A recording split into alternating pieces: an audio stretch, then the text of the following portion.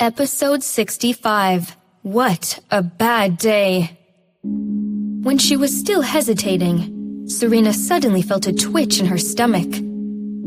Turning pale, she felt something was flowing down her legs. Serena immediately knew what was going on. She had not had her period since she lost her baby, but it hurt so much. Serena covered her stomach and slowly squatted down, putting her laptop on the floor. By the dinner table, Jake was slowly eating the porridge that she had made with impeccable manners. After he finished the porridge, Serena was still not there. Jake frowned and looked back, seeing that she was obviously not well. What's wrong? Jake put the bowl down and walked over. It's okay. Don't come near me. Serena waved her hand, but the cramps were giving her a hard time. Jake had already put a hand on her forehead. So cold. Are you sick? Serena shook her head again and again. It's okay. However, she felt like she was about to collapse. She needed to go back to her room and get a tampon immediately.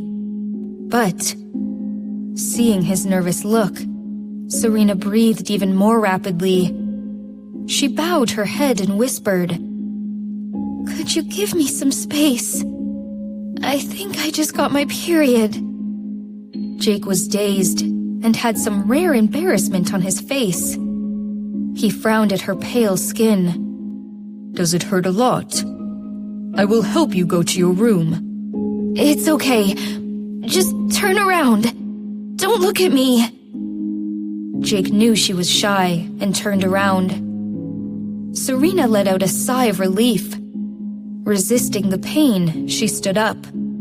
However, she suddenly blacked out and fell to the side. The noise made Jake look back immediately. He was shocked to see Serena lying on the floor unconscious. Jake immediately squatted down and patted her face. Serena? Her body was cold, covered in sweat, yet her body temperature seemed to have dropped. What the hell? Isn't menstruation something normal to all women? Why does it look like that Serena was about to die? Jake immediately took Serena in his arms and quickly took her to a hospital. In the emergency room, the doctor found the patient was only having menstruation and became impatient. What's your relationship to the patient? Husband. Husband? She's married and has these symptoms? Jake's pajamas were stained with blood. Facing the doctor, he pursed his lips and became silent. It was the first time he had ever experienced this. The doctor curled his lips, wrote a prescription and said, "The condition is either caused by too much sex or too little. Just pay more attention in the future. All right, after the drip, she's free to go. Here's the bill." Jake nodded. For over a month, it was the first time that Miranda could go home early. When she was ready to have some rest, her boss suddenly called her to send some clothes to his wife. How unfortunate. When Miranda was there, Jake was sitting next to Serena. The couple was silent, and it felt a bit awkward. Miranda blinked and put the garments next to Serena's bed. Jake glanced at the tampons that Miranda had brought, curled his lips, and stood up. Please help her change. Then, Jake went out. Miranda glanced at the back of Jake and suddenly felt amused. In the middle of the night, her boss was covered in blood because his wife had her period.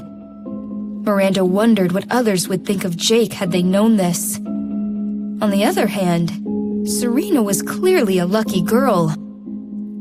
Miranda felt a bit jealous, taking out the garments. It is very late, and I only found one store that was still open. These will have to do for the moment.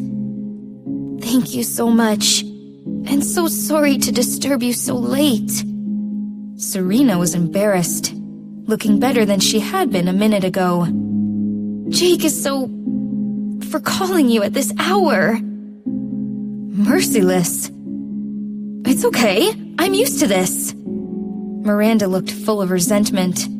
Come on, I'll help you change.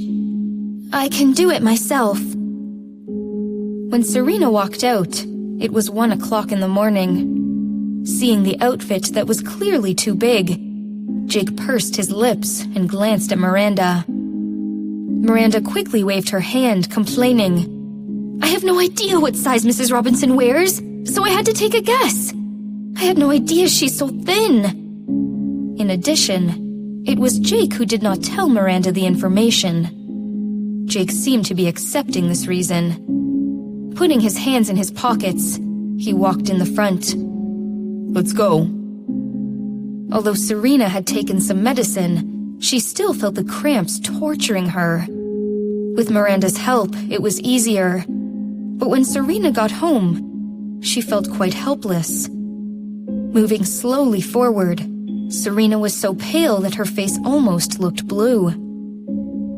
Jake was behind Serena. Seeing that, he quickly walked up and took her into his arms. Serena let out a yelp and threw her arms around his neck. Jake froze, looked down, and saw her frightened expression, like a deer. Jake walked home with Serena in his arms. At the door, Serena struggled and said, Let me down. Just open the door, Jake said, ignoring her request. His voice was low, and Serena clearly detected some hostility. Remaining silent, she entered the password and opened the door. Jake immediately went upstairs and carried Serena to her room, placing her on the bed. Lying down again, Serena felt much better and let out a sigh of relief. Thank you so much.